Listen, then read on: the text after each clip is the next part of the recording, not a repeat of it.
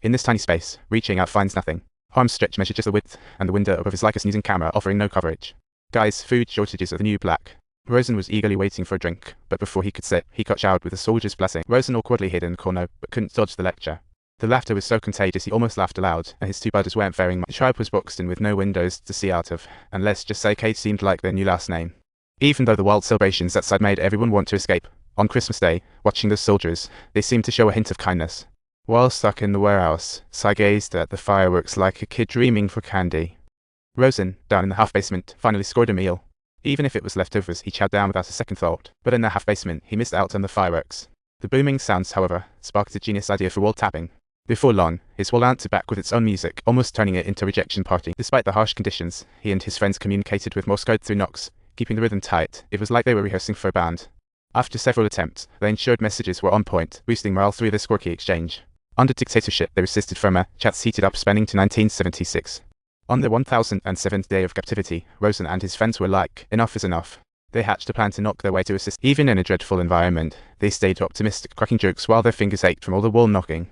A trip to the restroom a couple of years back was a once-in-a-lifetime chance, but when the soldiers propped the pipe right on him, he couldn't even bend. He asked to have his handcuffs removed, which sent the army into a frenzy, with soldiers shouting, "We don't have the authority for that." The military chose the sergeant, but he scrutinized it on arrival and called the corporal to decide.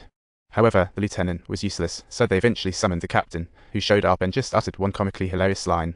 After the tribe confirmed, the captain informed the general, filling the prison with officers like a party, that nobody could resolve the bathroom issue, and the general frowned, giving his subordinates a talking to as they all shuffled away looking glum. The other officers happily left, but Cy's troubles remained unresolved. Surprisingly, he gained unexpected privilege to see a newspaper. Back in the slum, Cy shared the news of the only external updates they'd heard in 3 whole years. Through the long isolation, they leaned on each other. However, in his solitary suffering, Cy turned to hallucinations. It seemed like he glimpsed his mother appearing at the window, becoming his motivation to return home.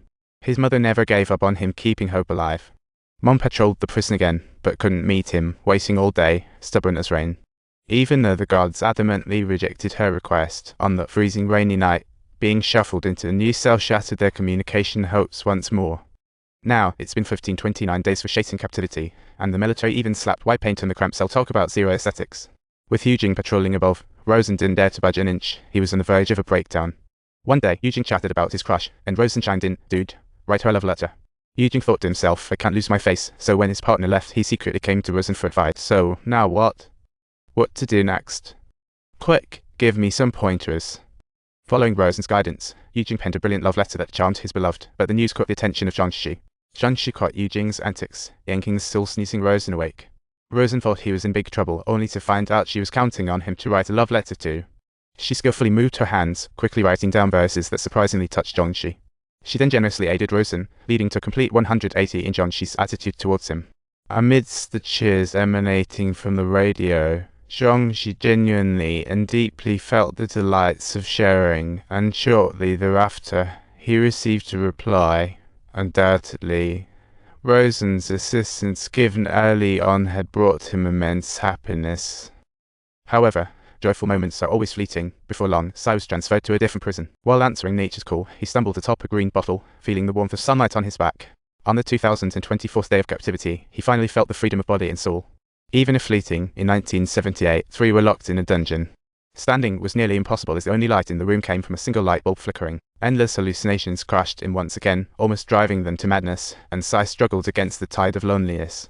During this time, Cy suffered greatly. In 1979, they finally got the day for a new cell after 2391 days. In the new cell, they finally got a bed. Rosen couldn't wait to bang on the walls like a kid eager for school to start. This allowed him to successfully reconnect with his friends, leading to the chance for Cy to have a visitor. Under the pressure from the International Red Cross, the guards even brought in furniture for the trio. When Mother finally learned about meeting Hess, on seeing her son so downcast, she patted his back vigorously, urging him to pick himself up. "Do you understand what I mean? You know what? Mom, this is highly depressing. Hear me out.